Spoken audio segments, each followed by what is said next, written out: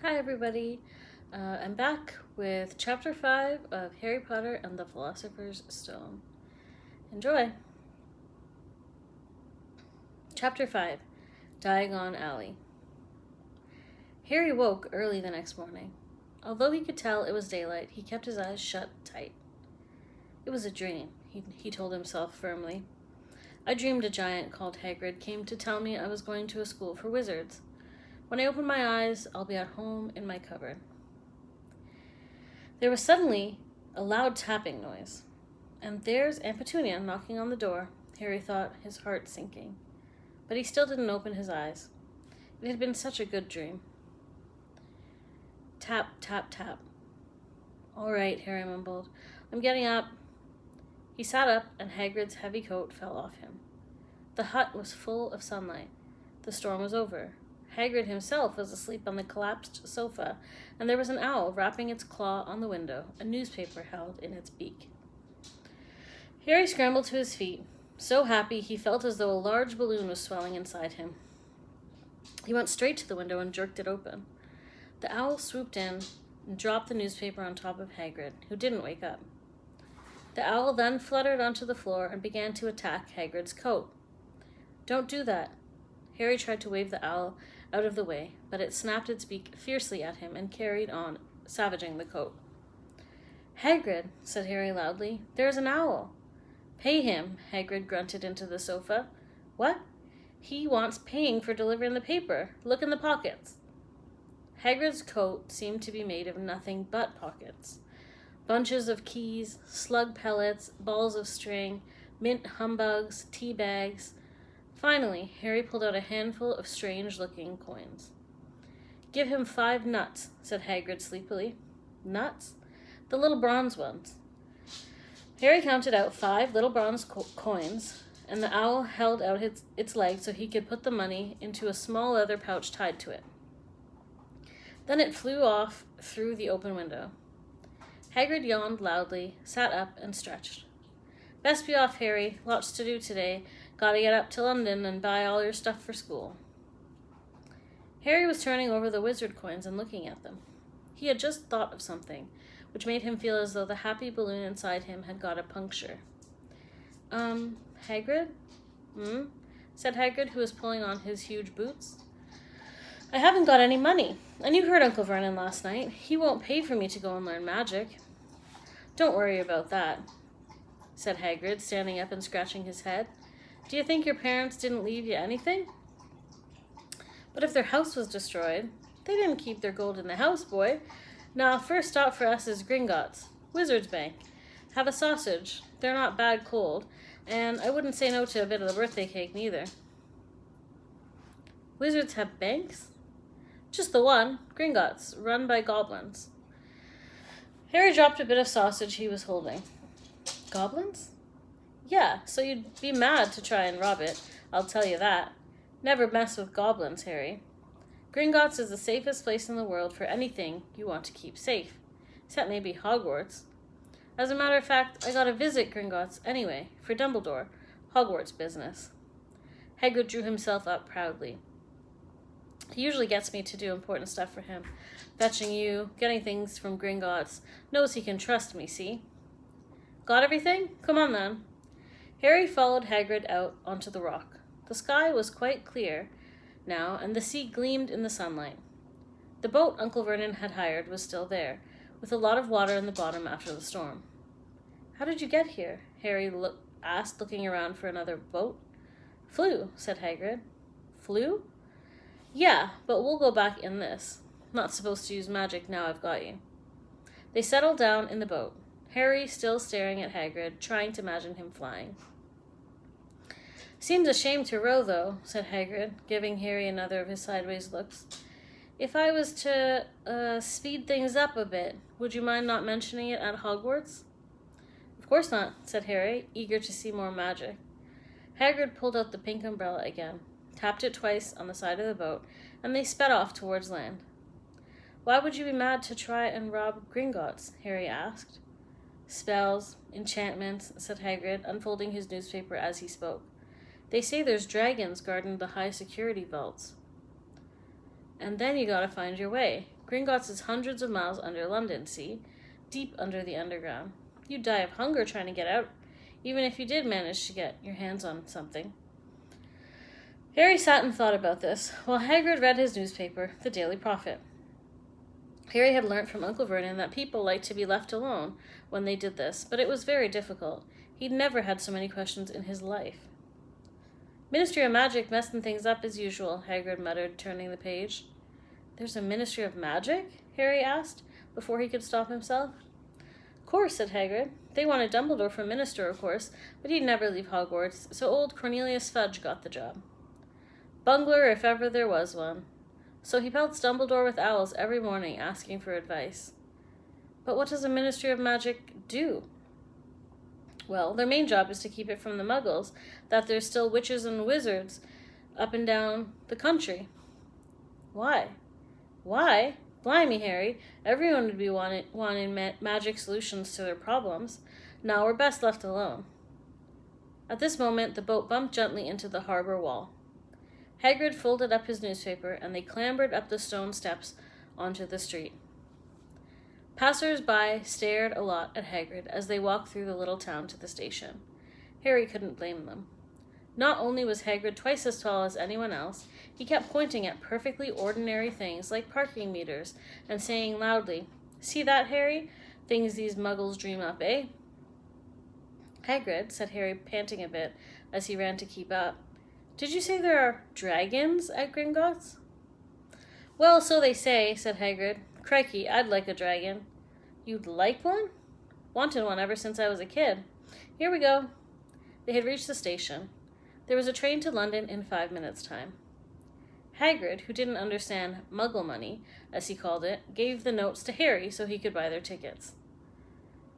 People stared more than ever on the train. Hagrid took up 2 seats and sat knitting what looked like a canary yellow circus tent. "Still got your letter, Harry?" he asked as he counted stitches.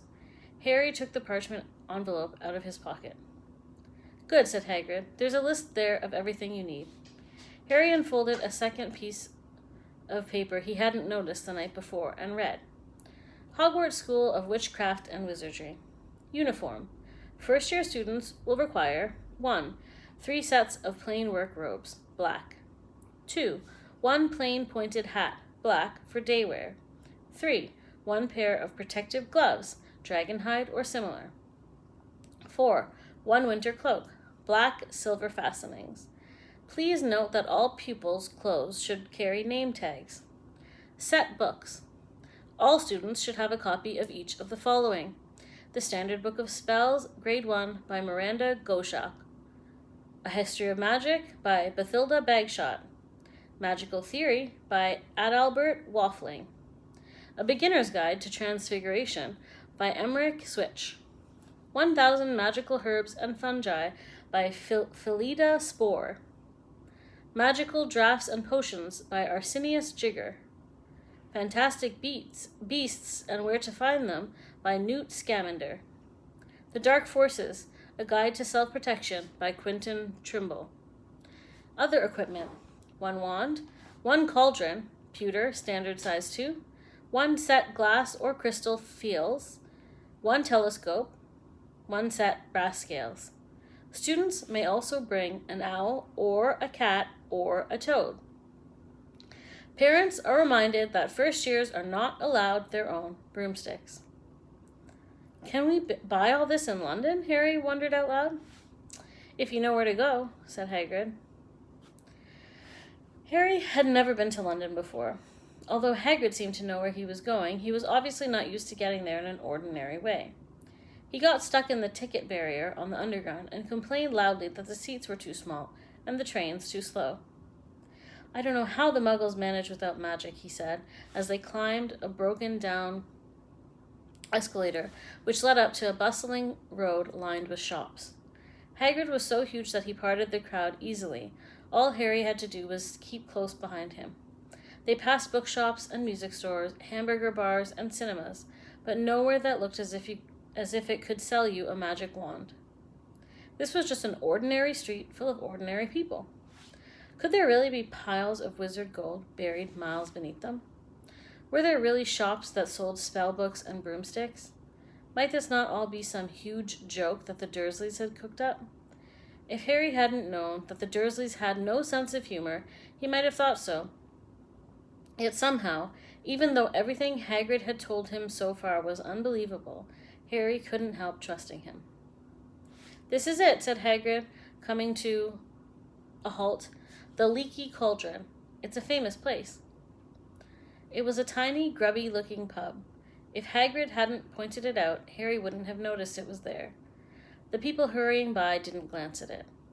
Their eyes slid from the big bookshop on one side to the record shop on the other, as if they couldn't see the Leaky Cauldron at all.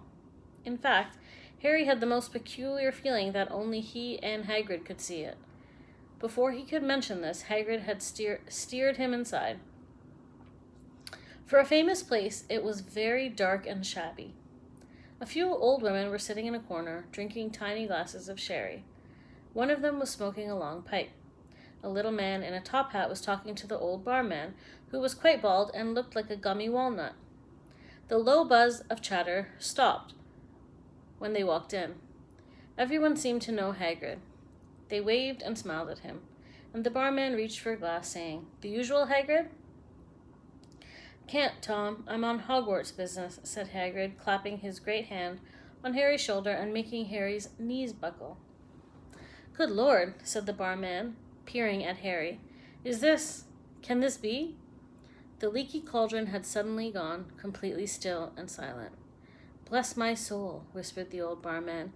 "Harry Potter, what an honor."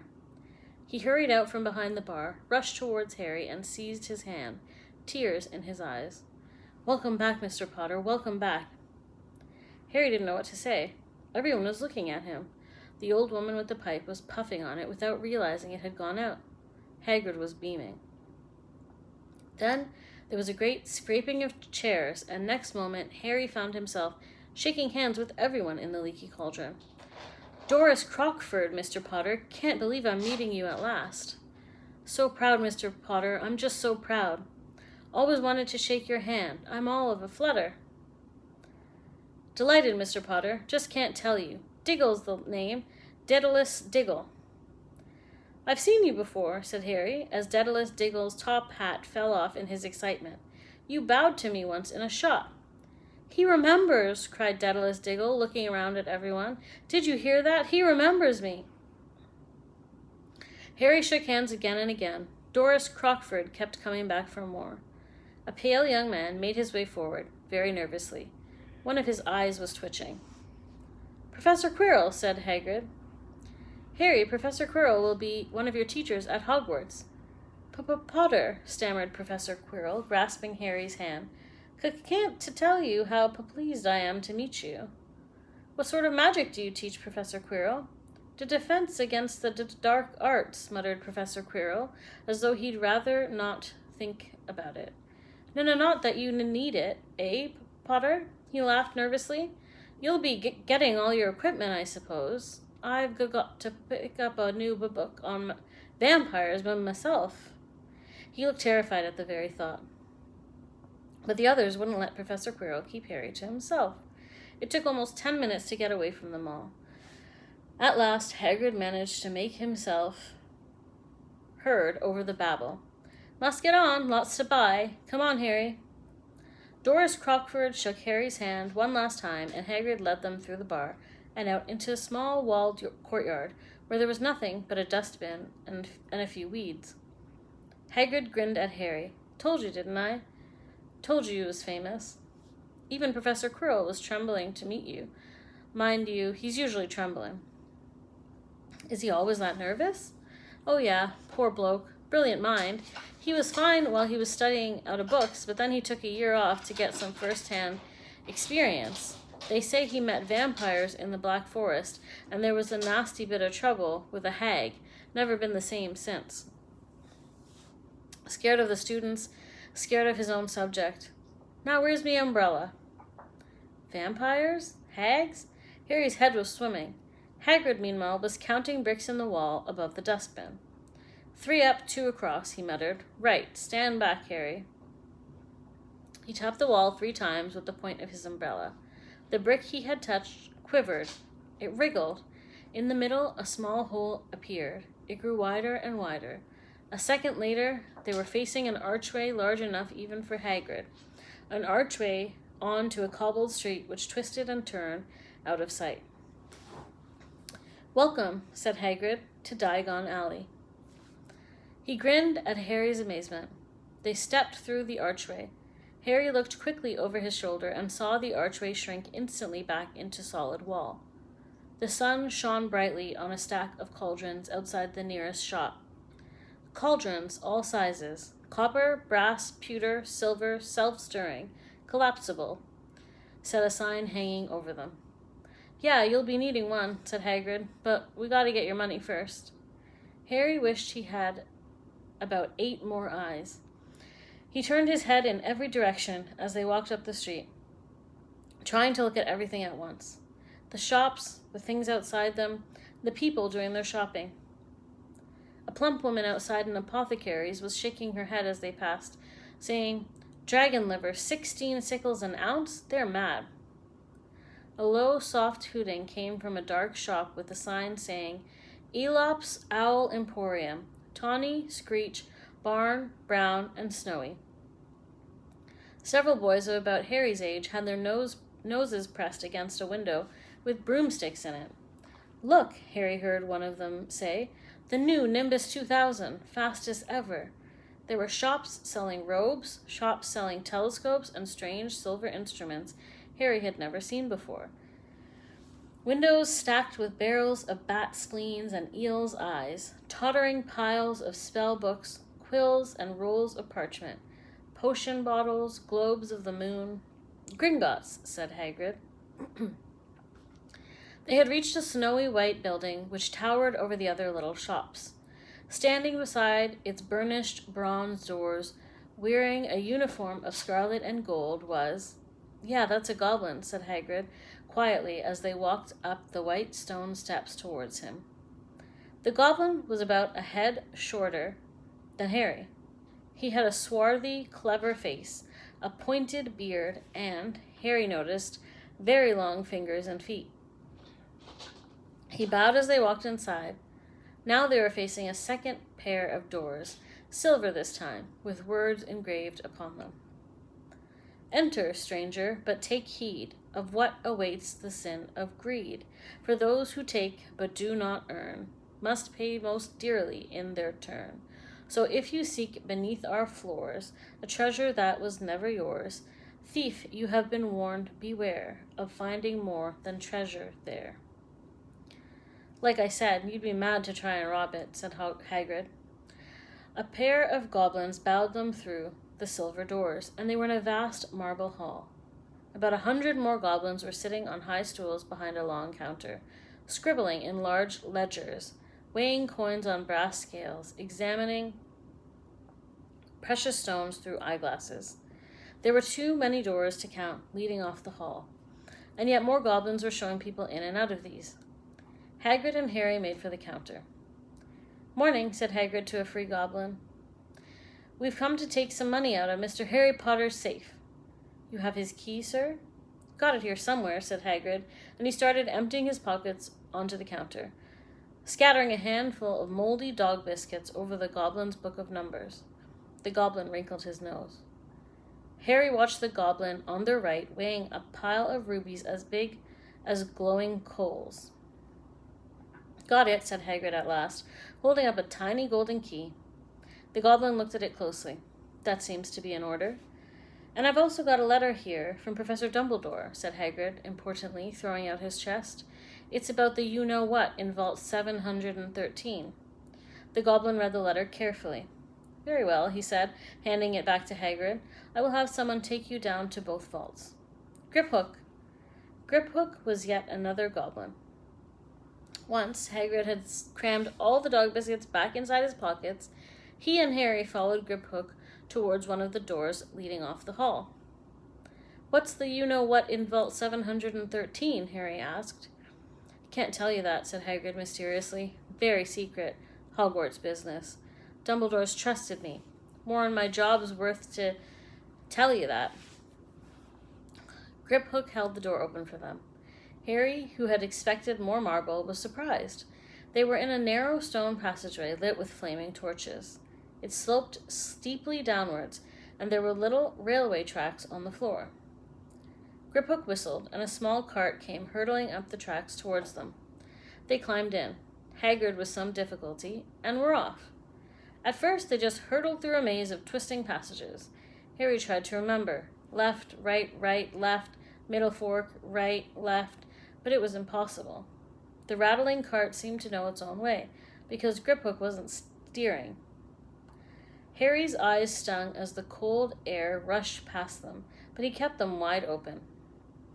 Once, he thought he saw a burst of fire at the end of a passage, and twisted around to see if it was a dragon, but too late.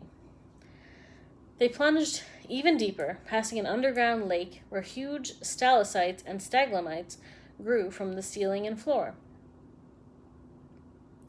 "I never know," Harry called to Hagrid over the noise of the cart. "What's the difference between a stalagmite and a stalactite?"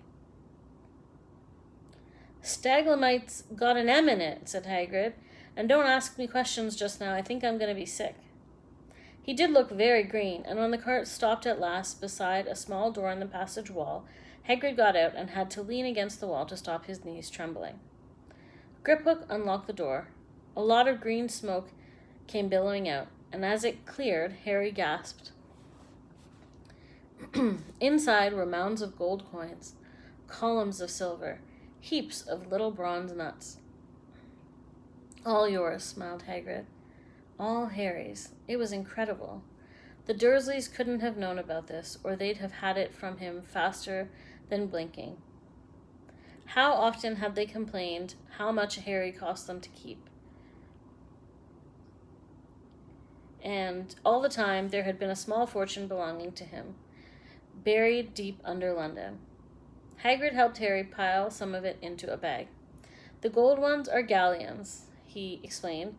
17 silver sickles to a galleon, and 29 nuts to a sickle. It's easy enough." "Right, that should be enough for a couple of terms. We'll keep the rest safe for you." He turned to Griphook. "Vault 713 now, please, and can we go more slowly?" "One speed only," said Griphook. They were going even deeper now and gathering speed. The air became colder and colder as they hurtled round tight corners.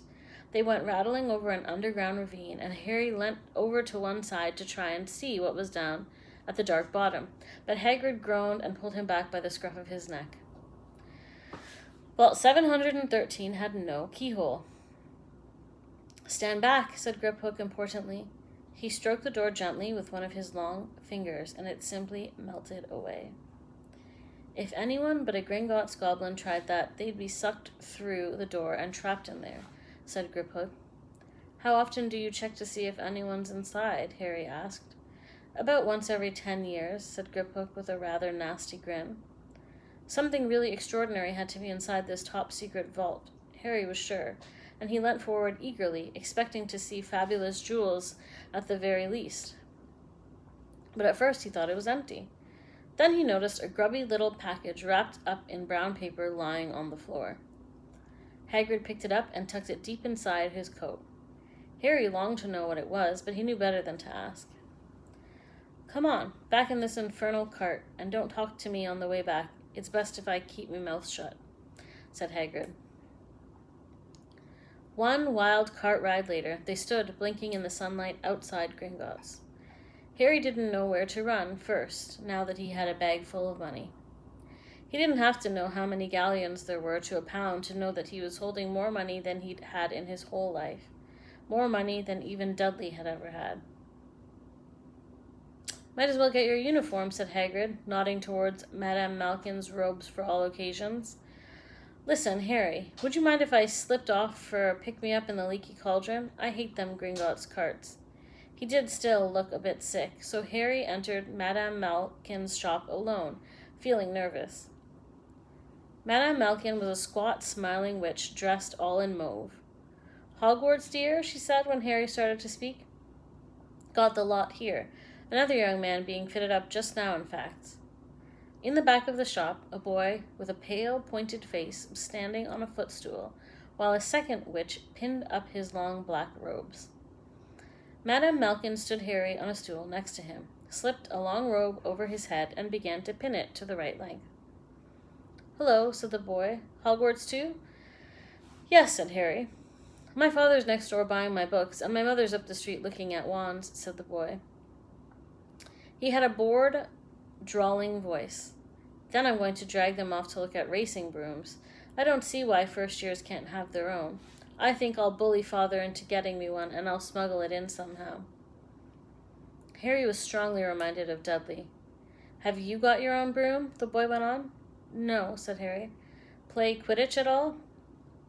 "No," Harry said again, wondering what on earth Quidditch could be. "I do. Father says it's a crime if I'm not picked to play for my house. And I must say, I agree. Know what house you'll be in yet?" "No," said Harry, feeling more stupid by the minute. "Well, no one really knows until they get there, do they? But I know I'll be in Slytherin. All our family have been. Imagine being in Hufflepuff. I think I'd leave, wouldn't you?" Said Harry, wishing he could say something a bit more interesting. "I say, look at that man," said the boy suddenly, nodding towards the front window. Hagrid was standing there, grinning at Harry and pointing at 2 large ice creams to show he couldn't come in. "That's Hagrid," said Harry, pleased to know something the boy didn't. "He works at Hogwarts." "Oh," said the boy, "I've heard of him. He's a sort of servant, isn't he?" "He's the gamekeeper," said Harry. He was liking the boy less and less every second. "Yes, exactly. I heard he's a sort of savage, lives in a hut in the school grounds, and every now and then he gets drunk, tries to do magic, and ends up setting fire to his bed." "I think he's brilliant," said Harry coldly. "Do you?" said the boy with a slight sneer. Why is he with you? Where are your parents?" "They're dead," said Harry shortly. He didn't feel much like going into the matter with this boy. "Oh, sorry," said the other, not sounding sorry at all. "But they were our kind, weren't they? They were a witch and wizard, if that's what you mean. I really don't think they should let the other sort in, do you? They're just not the same. They've never been brought up to know our ways. Some of them have never even heard of Hogwarts until they get the letter. Imagine. I think they should keep it in the old wizarding families. What's your surname, anyway?"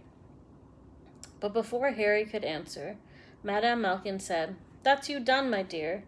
And Harry, not sorry for an excuse to stop talking to the boy, hopped down from the footstool. "Well, I'll see you at Hogwarts, I suppose," said the drawling boy. Harry was rather quiet as he ate the ice cream Hagrid had bought him, chocolate and raspberry with chopped nuts. "What's up?" said Hagrid. "Nothing," Harry lied. They stopped to buy parchment and quills. Harry cheered up a bit when he found a bottle of ink that changed color as you wrote. When they had left the shop, he said, "Hagrid, what's Quidditch?" "Blimey, Harry, I keep forgetting how little you know, not knowing about Quidditch." "Don't make me feel worse," said Harry. He told Hagrid about the pale boy in Madame Malkin's, and he said people from Muggle families shouldn't even be allowed in. "You're not from a Muggle family. If he'd known who you were, he's grown up knowing your name if his parents are wizardin' folk. You saw him in Leaky Cauldron. Anyway, what does he know about it? Some of the best I ever saw were the only ones with magic in them, in a long line of Muggles. Look at your mum. Look what she had for a sister." "So what is Quidditch?" "It's our sport, wizard sport. It's like football in the Muggle world. Everyone follows Quidditch. Played up in the air on broomsticks, and there's 4 balls. Sort of hard to explain the rules." "And what are Slytherin and Hufflepuff?" "Schoolhouses. There's 4. Everyone says Hufflepuff are a lot of duffers, but I bet I'm a Hufflepuff," said Harry gloomily. "Better Hufflepuff than Slytherin," said Hagrid darkly. "There's not a single witch or wizard who went bad who wasn't in Slytherin. You know who was one." You know who was at Hogwarts?"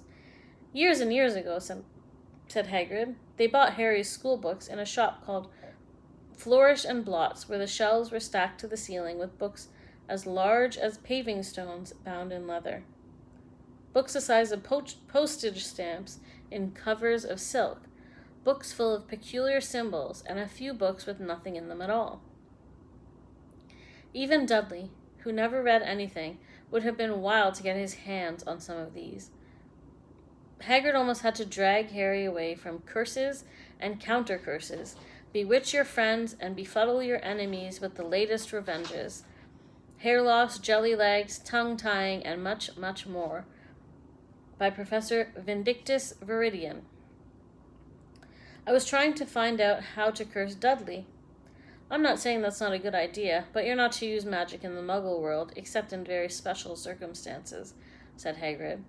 And anyway, you couldn't work any of them curses yet. You'll need a lot more study before you get to that level. Hagrid wouldn't let Harry buy a solid gold cauldron either. It says pewter on your list, but they got a nice set of scales for weighing potion ingredients and a collapsible brass telescope. Then they visited the apothecary's, which was fascinating enough to make up for its horrible smell, a mixture of bad eggs and rotted cabbages. Barrels of slimy stuff stood on the floor. Jars of herbs, dried roots, and bright powders lined the walls. Bundles of feathers, strings of fangs, and snarled claws hung from the ceiling. While Hagrid asked the man behind the counter for a supply of some basic potion ingredients for Harry, Harry himself examined silver unicorn hairs at 21 galleons each, and minuscule, glittery black beetle eyes, 5 nuts a scoop. Outside the apothecary's, Hagrid checked Harry's list again. Just your wand left. Oh yeah, and I still haven't got you a birthday present. Harry felt himself go red. You don't have to. I know I don't have to.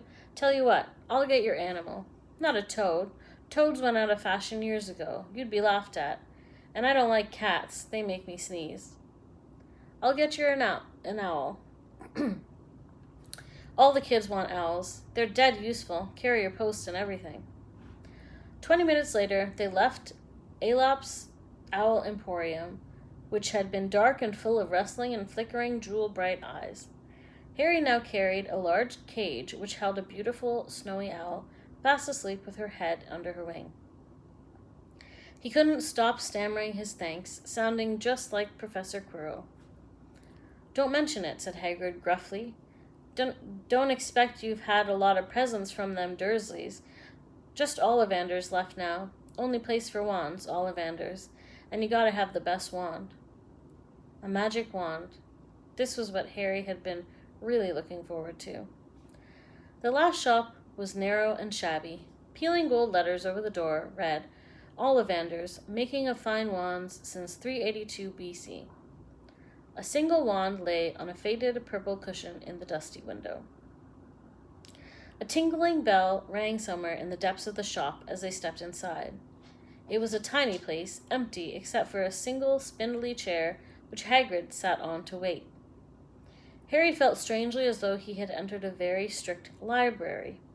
He swallowed a lot of new questions which had just occurred to him and looked instead at the thousands of narrow boxes piled neatly right up to the ceiling.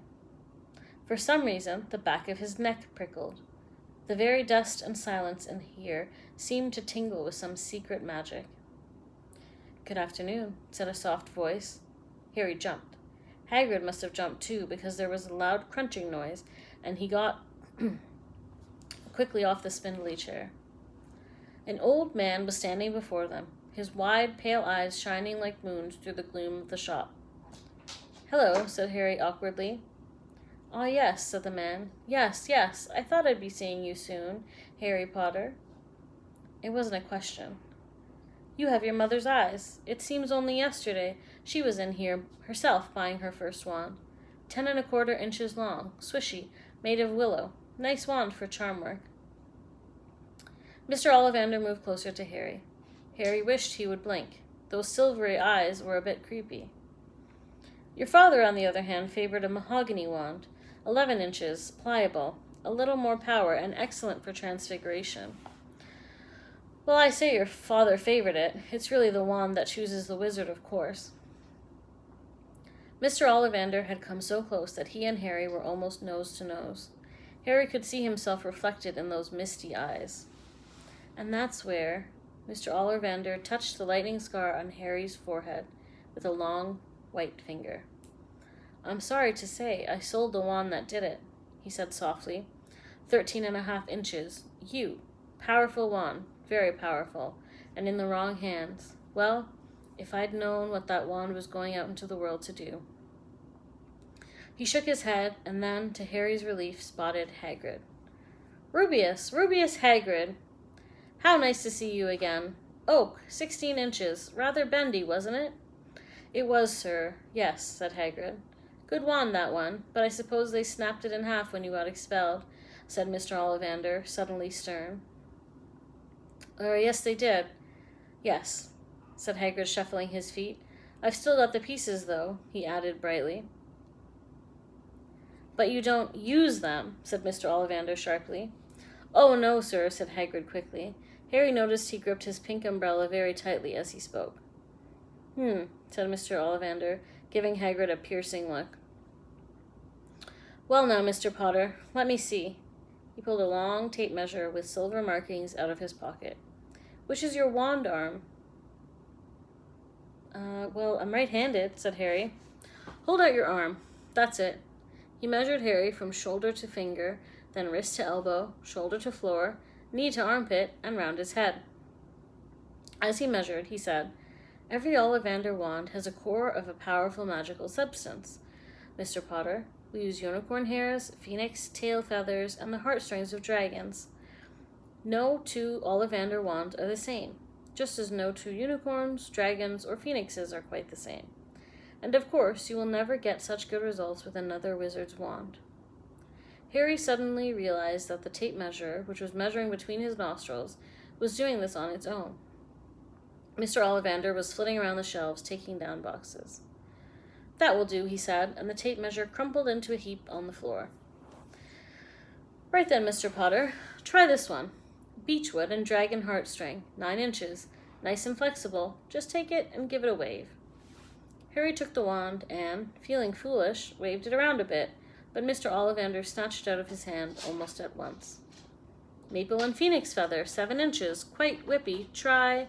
Harry tried, but he had hardly raised the wand when it too was snatched back by Mr. Ollivander. No, here, ebony and unicorn hair, 8.5 inches, springy. Go on, try it out. Harry tried and tried. He had no idea what Mr. Ollivander was waiting for. The pile of tried wands was mounting higher and higher on the spindly chair, but the more wands Mr. Ollivander pulled from the shelves, the happier he seemed to become. Tricky customer, eh? Not to worry. We'll find the perfect match here somewhere. I wonder, now... Yes, why not? Unusual combination. Holly and phoenix feather, 11 inches, nice and supple. Harry took the wand. He felt a sudden warmth in his fingers. He raised the wand above his head, brought it swishing down through the dusty air, and a stream of red and gold sparks shot from the end like a firework, throwing dancing spots of light onto the walls. Hagrid whooped and clapped, and Mr. Ollivander cried, Oh, bravo! Yes, indeed. Oh, very good. Well. How curious. How very curious. He put Harry's wand back into its box and wrapped it in brown paper, still muttering, Curious. Sorry, said Harry, but what's curious? Mr. Ollivander fixed Harry with his pale stare. I remember every wand I've ever sold, Mr. Potter. Every single wand. It so happens that the phoenix whose tail feather is in your wand gave another feather, just one other. It is very curious indeed that you should be destined for this wand, when its brother gave you that scar. Harry swallowed. Yes, 13.5 inches. You. Curious indeed how these things happen. The wand chooses the wizard, remember. I think we must expect great things from you, Mr. Potter. After all, he who must not be named did great things. Terrible, yes, but great. Harry shivered. He wasn't sure he liked Mr. Ollivander too much. He paid 7 gold galleons for his wand, and Mr. Ollivander bowed them from his shop.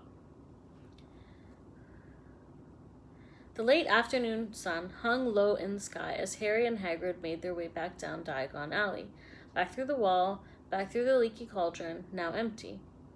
Harry didn't speak at all as they walked down the road. He didn't even notice how much people were gawping at them on the underground, laden as they were with all their funny-shaped packages, with the sleeping snowy owl on Harry's lap. Up another escalator, out into Paddington Station. Harry only realized where they were when Hagrid tapped him on the shoulder. "Got time for a bite to eat before your train leaves," he said. He bought Harry a hamburger, and they sat down on plastic seats to eat them. Harry kept looking around. Everything looked so strange, somehow. "You all right, Harry? You're very quiet," said Hagrid. Harry wasn't sure he could explain. He just had the best birthday of his life, and yet he chewed his hamburger, trying to find the words. "Everyone thinks I'm special," he said at last. "All those people in the leaky cauldron, Professor Quirrell, Mr. Ollivander. But I don't know anything about magic at all. How can they expect great things? I'm famous, and I can't even remember what I'm famous for. I don't know what happened when the night my parents died." Hagrid leant across the table. Behind the wild beard and eyebrows, he wore a very kind smile. "Don't you worry, Harry. You'll learn fast enough. Everyone starts at the beginning at Hogwarts. You'll be just fine. Just be yourself.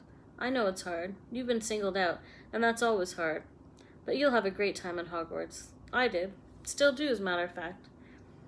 Hagrid helped Harry onto the train that would take him back to the Dursleys, then handed him an envelope. "Your ticket for Hogwarts," he said. "1st of September, King's Cross. It's all on your ticket. Any problems with the Dursleys, send me a letter with your owl. She'll know where to find me. See you soon, Harry." The train pulled out of the station. Harry wanted to watch Hagrid until he was out of sight. He rose in his seat and pressed his nose against the window, but he blinked and Hagrid had gone. That's all. Chapter 5. Next up will be Chapter 6, The Journey from Platform 9 3/4. See you soon.